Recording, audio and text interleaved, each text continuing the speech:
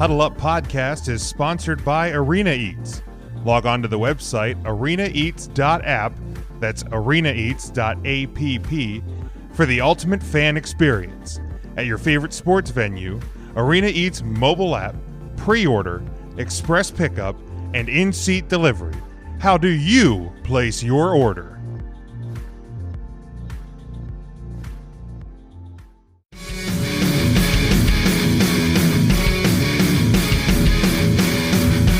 Let's talk a little bit about this one, guys, because this is a quite an interesting story. A couple weeks ago, the EA Sports announced they'd be bringing back the college football game for your gaming consoles, and yesterday, I believe it was, Notre Dame released a statement that said they will not be included in the revitalized EA Sports college football game until they make sure that the rules determine whether or not athletes will be able to receive a cut of the game's profits. A statement from Notre Dame Athletic Director Jack Swarbrick says, Notre Dame Athletics welcomes the return of EA Sports College Football, a video game series that historically helped promote interest in college football. Notre Dame will not, however, participate in the game until such time as rules have been finalized governing the participation of our student athletes. As those rules are developed, it is our strong desire that student athletes be allowed to benefit directly from allowing their name, image, and performance history to be used in the game.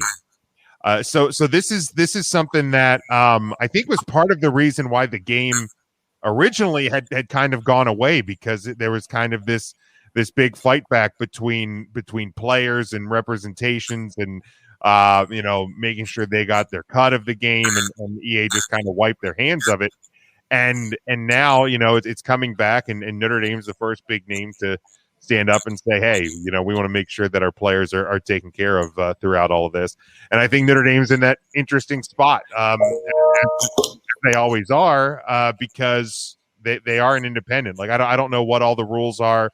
Like, say, if USC can stand up on their own and say that they're not going to take part of it, or if it's the Pac-12 that has to do that. I don't know how all that breaks down, but now ultimately, I do think that there will be that this situation will be resolved. And I said this because there's no way, I don't think, that EA Sports wants to take the hit of Notre Dame fans not getting this game. So I think that things will get resolved, and that they will figure this out. But quite an interesting turn of events. And Sean, we'll start with you here with Notre Dame kind of standing up and saying, look, we want to make sure our players, if they're going to be used in this, are going to be, going to be taken care of. Right. Well, I mean, first of all, it shows just kind of the sign of the times that we're in, that we are in that era where, people are starting to recognize kind of what these college athletes are worth to other people. I've been very against the idea of colleges paying their athletes and giving gifts and things like that as a, beyond a scholarship and things like that. I'm still not a huge fan of that. But beyond that, I think once you are a college athlete and once your likeness is being used, it's kind of a fine line to dance on. But I think there's really no side of that fine line to stand on that feels right unless you're on the side of the athlete being portrayed. If I remember growing up, all it ever said was college football, running back number 23, right? Didn't stop me from buying the game. The guy, I just, I feel like, EA needs to kind of decide, like, are we going to use the players on the front cover to sell the product? Are we going to use the players on the field to sell the product? And if you are, they need to be paid. And Notre Dame's in a unique perspective, like you said, of being like the one school that really, like, by controlling its own rights and kind of being the independent, it's kind of like a second voice of the NCAA, where they kind of get to make that stand on their own, and they have a big enough following and historically are that kind of pillar of college football excellence that you get to just make that stand and be like, well, we're just not going to let you use we're not going to be in it. Yeah, because they own their own trademarks. They own everything about it. You can't use them without their permission. Yeah, because they're probably the only school beyond like a military academy that has that ability. Yeah. Because there was a college football game, I think it was like for Sega Genesis, that didn't have Notre Dame in it, and then, like the other ones, they just weren't there. Like you always like look for North Dakota, like North Texas, Oklahoma. Yeah, like as a Notre Dame fan, like we know that stamp, the officially licensed product of the University of Notre Dame. If it's not there on the game, that the Irish aren't in it. But Justin, your thoughts here on Notre Dame taking a stand against EA Sports? Well, first of all, I'll say I don't know how many times you guys have had this before, but I know the three of us are all Irish fans. So we're all. One of our co-hosts, Matt, is a Notre Dame fan, so it does round around a few times. Dave, the other member of the team, is not a. Yeah, I just want to make sure. I really hope that if Dave's going to listen to any clips, that it's like this moment where he realizes, yeah, Dave was right. No, he wasn't. Nope. But yeah, so I mean, you're just talking about just the three of us. Obviously, Notre Dame has its massive fan base, and it's a fan base that goes beyond a regional. Which in this world of sports, with everything else, I mean, regional has been what keeps a lot of these other sports locales alive and keeps them up. But Notre Dame kind of escapes that. They've got the that you can tune in any Saturday of a football season, and they have a time slot. You don't have to question it. I moved from Pennsylvania to Florida, doesn't matter. And I can watch Notre Dame any Sunday that I want to. That they've got that, like you said, that huge footprint across the entire country.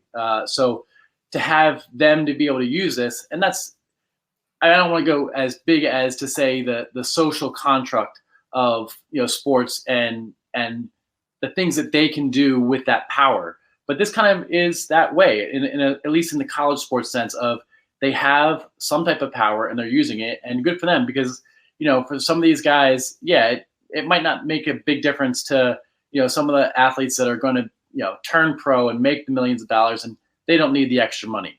But it could mean something to the guy that's, the kicker for the team that isn't going anywhere else. And maybe it's something for him, or just a recognition of anything else. For these guys, they could be going to big schools and paying money, and maybe their scholarship doesn't pay everything off. So it's nice that Notre Dame, hopefully takes that lead of setting a standard, which is not unusual for Notre Dame to set a standard, but to do something like that for basically the landscape of college sports. Yeah, absolutely, and it's going to be something that we watch to see how this develops because the game hasn't been around. I think 2015 was the last edition of this game, and it's crazy. Like I know people that have replaced their Xbox 360 numerous times because they still play the game. If you try and find a copy of the last NCAA football game, a used copy of it was never on Xbox One, correct? It was right. Like, this Xbox 360. So if you try and find a used copy of it, it still goes for 35, 40, 45 bucks, which is, I mean, unheard of. A 1-year-old sports game for the new consoles goes for like $10 now. So like people have been wanting this series to come back. So it is a huge thing. And yeah, like you said, I mean, Notre Dame generally has some of the highest rated games all season this year. Obviously the Clemson game, I think, was like the most watched regular season college football game in a couple of years. One, I'm not sure we talked about like the effect that not only is it Notre Dame and not only are there fans, but Notre Dame is incredibly relevant from a performance, like you were just alluding to. Notre Dame was just in the top 4. Sure. So you have not only a Notre Dame fan base that loves their team and might play this game, you have a Notre Dame fan base that's very interested in college football right now and knows who plays for. It's not a college. It's not the 4 or 5 years ago, the Notre Dame fan base that was just kind of aware that Notre Dame was there for a decade. And was just checking in, like, are we still stink? Yeah, okay, go Irish, and like move on. But you have a very active collegiate football fan base in South Bend, and stemming out from that Golden Dome, the beacon drawing us all towards South Bend. Which reminds me, I've only prayed to it twice today. I gotta Got to get one more. I got to get at least the third one in. Three, the magic number 3, the Rick Myra, Ron Paulus. You got to pray 3 times. Actually, Sean, 3 years ago we were in South Bend now. 3 years today. Yes. For the Notre Dame Michigan State hockey game. So that was pretty rad. Drove through some serious snow to get there, but it was fine. Yeah, it was through the Western PA run there, but you're always gonna hit snow that way. We survived. If it's November through April, you're probably gonna hit some snow up in the mountains. But that was a good trip. That's where I watched the curling team win their gold medal while we were in the hotel. It was amazing. Right, that's right. Yeah. But yeah, I mean, so it's obviously something, like I said. I mean, the game's still, I think, a year or two in development. Like, this is all very new. I absolutely believe that that they will figure it out, because EA Sports, like I said, does not want to lose the Notre Dame money. But it was definitely something that clearly caught my attention. And Huddle Up Podcast is sponsored by Arena Eats. Log on to the website arenaeats.app, that's arenaeats.app, for the ultimate fan experience. At your favorite sports venue, Arena Eats mobile app, pre-order, express pickup, and in-seat delivery. How do you place your order?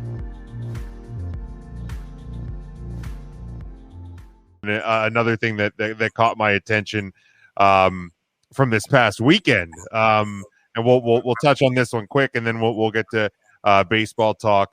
But the NHL took the game outdoors this past weekend in Lake Tahoe, and Saturday Avalanche 3-2 over the Golden Knights. I must have missed it. Yeah, somebody in Orange missed it, that's for sure. But an 8-hour sun delay, which sounds like a very odd thing to say, but we'll touch on that.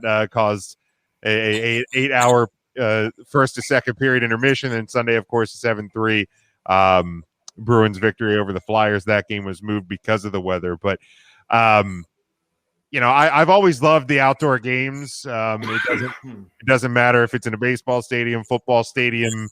It really hasn't mattered to me. I always enjoy it when they do the outdoor games. But this one, obviously, we've seen our sports imagery change very much over the past calendar year. Whether it's cardboard cutouts or covered up seats or any number of things. Toronto Raptors playing in Tampa. Any number of things, an NBA season at Disney. But this one was on a whole different level, because you're sitting there watching. It looks like you can pop a puck into the lake, and you see the mountains in the background. Just an incredible job by the NHL, and unfortunately, they had a beautiful sunny day in Lake Tahoe, but really, I think it worked out best, and I really feel this way for the game on Sunday, because I think that the Tahoe at dusk look for that Bruins Flyers game was absolutely more incredible than the sunny, spectacular, or the nighttime. It really worked out well. They adjusted on the fly, but just thoughts on. Personally, I think they should do a game at Tahoe every year. Just do one. It's awesome. Such a cool look. Justin, your thoughts on the weekend? Yeah, I mean, I have a couple of coworkers because MLB Network also owns the rights to NHL Network, so I've got a couple of coworkers out there, shooting the game, and I saw pictures leading up to the week and seeing them painting the ice and that scenic look beyond, where you see the mountains, because we've seen the outdoor games, as you said, in the stadiums, in baseball stadiums, in football stadiums, but to see this with just kind of that gorgeous outdoor look, and you're seeing the mountains, you're seeing what just feels like the way the game had originally started, and just that look of it was just phenomenal. And it's always interesting to see how that all gets set up and kind of the course that they go through. They had painted the ice at one point, went through practice and was like, nope, because of the way the sun was coming in, they had to repaint. So I mean, it's just an interesting thing of just kind of going through it. And you're right. I mean, would it be something nice to have every year? Why not? Right? I mean, we do this all the time with an outdoor game of some sort. The Winter Classic, they have the Heritage Classic in Canada. why not? I say, do it every year. It especially we're talking with the lack of fans the week that we are currently going through. Clearly, there's a way to do things without the fans and without the massive number of fans, and to still generate the money, still generate the sponsorship, still generate the viewership. So I'm with you. Do it every year. Yeah, I mean, and they were talking on the broadcast how the areas most affected were the logos where they were painted, because the dark colors were absorbing the sunlight, and I hadn't even thought about it. But the thing that kept coming back to me is, if you've ever seen the movie Mystery Alaska, it had that feel to it, and it was just so cool. Sean. Yeah, I think I don't know what the game looks like in Lake Tahoe with fans. I think it was just kind of a perfect target for a scenario where we were having limited fans, where you're trying to exist in a bubble of sorts, which maybe for another week the NHL seems to be boiling over. The cup seems to be kind of not really working out too well. Maybe we need to revisit this whole bubble scenario. But either way, I think in most seasons you're going to do the outdoor games for the kind of the money. It costs a lot of money to put a hockey game on outside, even if it is cold. At least to have the ice service guaranteed, and to have all the people there, and to build the thing, and to put the people around it, especially if you're going to have fans watching. And I think they chose the location because of that.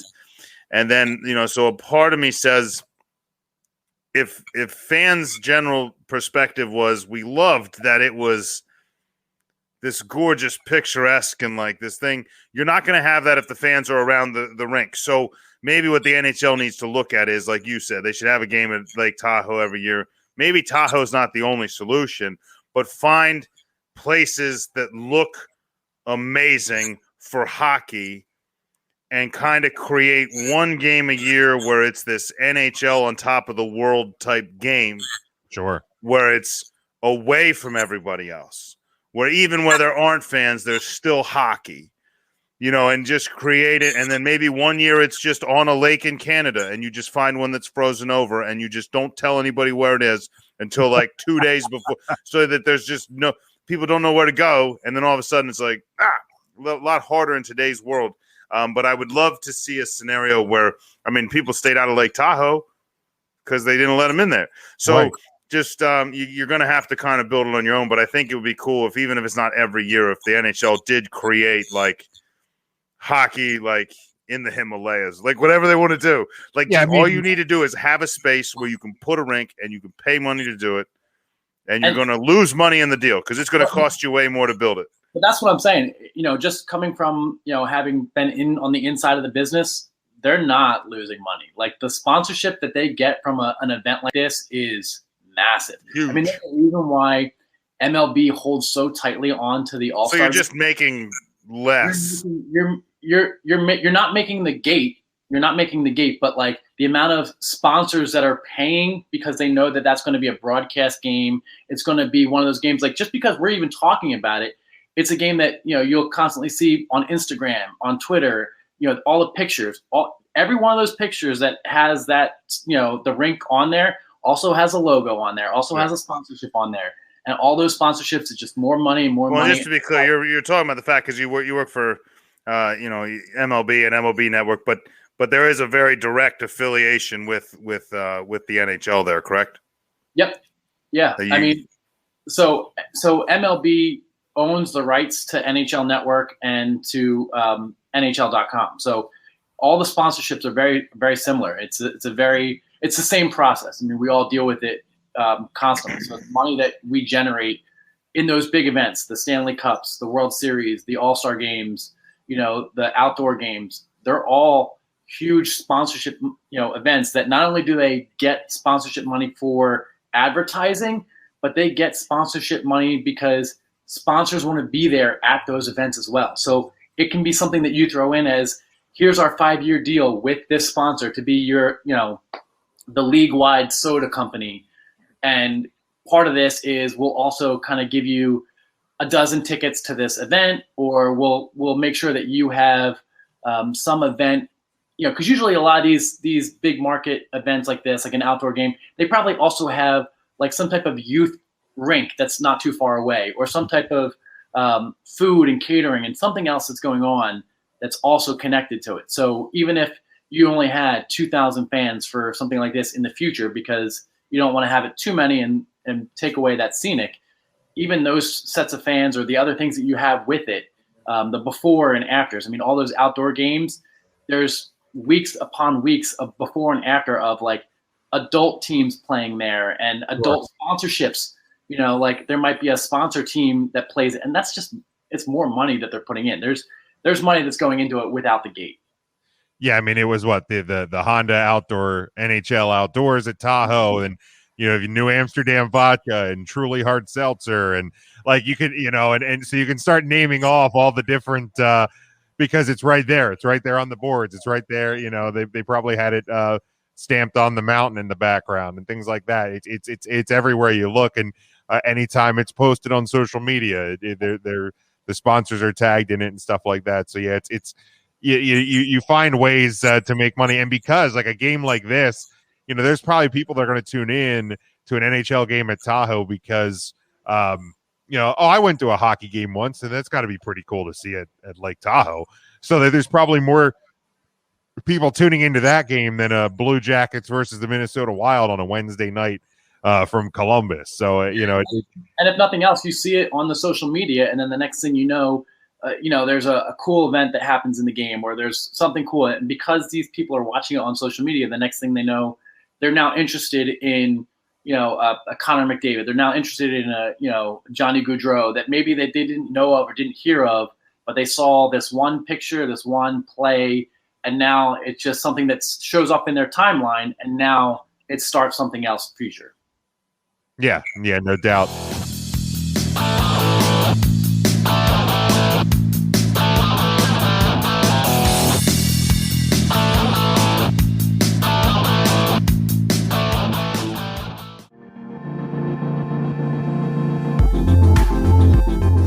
Huddle Up Podcast is sponsored by Arena Eats. Log on to the website arenaeats.app, that's arenaeats.app, for the ultimate fan experience. At your favorite sports venue, Arena Eats mobile app, pre-order, express pickup, and in-seat delivery. How do you place your order?